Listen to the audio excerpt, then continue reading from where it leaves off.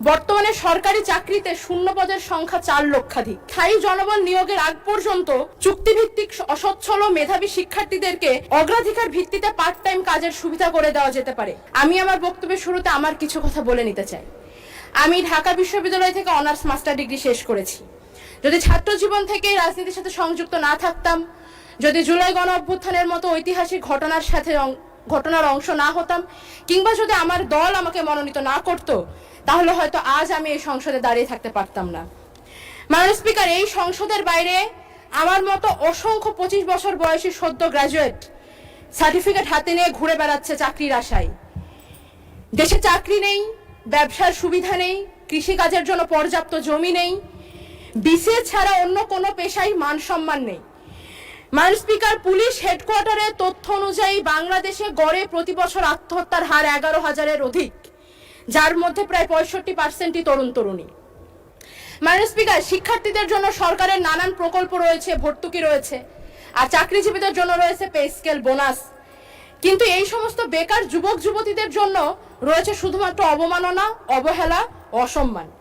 এমনকি যে বাজেটকে বলা হচ্ছে স্বপ্ন দেখার বাজেট, যে বাজেটের দর্শন নাকি সবার আগে বাংলাদেশ, এই বাজেটেও এই অবহেলিত গোষ্ঠীর জন্য নেই কোনো সুস্পষ্ট রূপরেখা।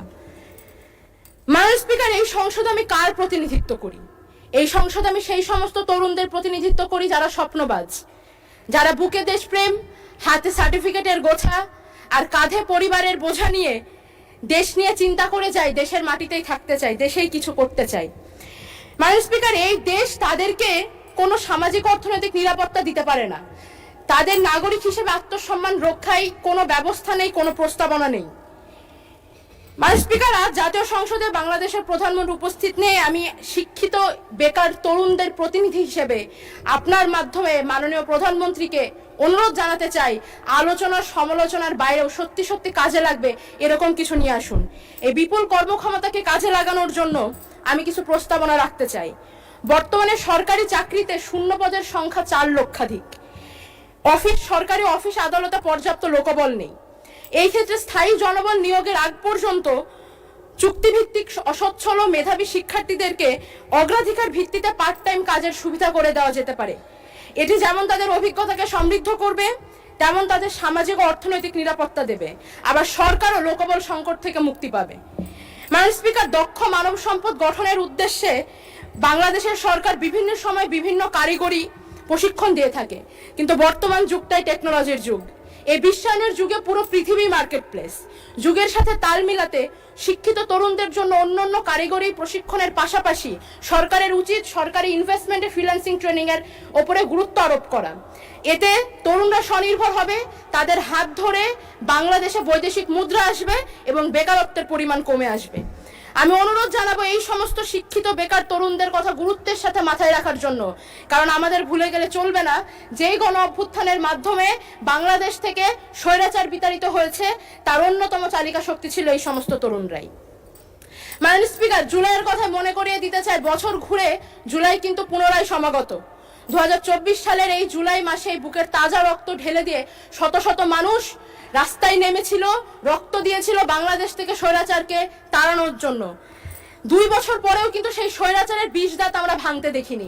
এখনো তাদের সন্ত্রাস চারিদিকে জারি রয়েছে, এখনো তারা জোর গলায় হুমকি দেয়।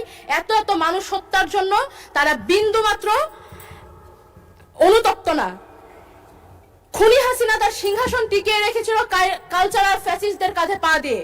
মাননীয় স্পিকার, এই সমস্ত কালচারাল ফ্যাসিস্টদের মোকাবেলা করার জন্য আমাদেরকে নিজস্ব দেশীয় কালচার এবং ইতিহাস ঐতিহ্যকে রক্ষা করতে হবে। আমরা হাসিনার আমলে দেখেছি মহান মুক্তিযুদ্ধ থেকে শুরু করে সংস্কৃতির প্রতিটি অঙ্গন তারা দখল করে নিয়েছিল। আমরা কিন্তু সেই পরিমাণ এফোর্টটা দিচ্ছি না। মাননীয় স্পিকার, আচ্ছা, আপনাকে 2 মিনিট দেওয়া হলো, 2 মিনিটে শেষ করুন। 2 মিনিট পর্যাপ্ত নয়, আমি অন্তত 3 মিনিট সময় আমাকে দিতে হবে। আচ্ছা বলেন। আমি প্রস্তাব রাখছি জুলাই গণ 3 মিনিট দেন ওনাকে। আমি প্রস্তাব করতে চাই জুলাই গণ অভ্যুত্থান সহ স্বাধীনতা পরবর্তী ফ্যাসিবাদ বিরোধী প্রত্যেকটা আন্দোলনের স্মৃতি ও চেতনাকে রক্ষার জন্য বাজেট বরাদ্দ দেওয়া হোক। রাষ্ট্রীয় অর্থায়নের নাটক, চলচ্চিত্র, চিত্রাঙ্কন প্রতিযোগিতার মতো আয়োজন করা হোক এবং একই সাথে এই বাজেটে বাংলাদেশের লোক সংস্কৃতিকে সংরক্ষণ করার দিকে বিশেষ গুরুত্ব দেওয়া উচিত। মাননীয় স্পিকার, আমি সংক্ষিপ্ত করব। জুলাই গণ অভ্যুত্থানের পর নতুন বাংলাদেশের আমরা যে স্বপ্ন দেখি, সেই স্বপ্নে প্রাণ ও প্রকৃতির প্রতি দায়ভার আমরা বোধ করি। আমাদের বাংলাদেশে রয়েছে পৃথিবীর সবচাইতে বৃহত্তম ম্যানগ্রোভ সুন্দরবন, যা উপকূলের পাহারাদার হিসেবে প্রতি বছর আমাদেরকে প্রাকৃতিক দুর্যোগ থেকে বাঁচায়।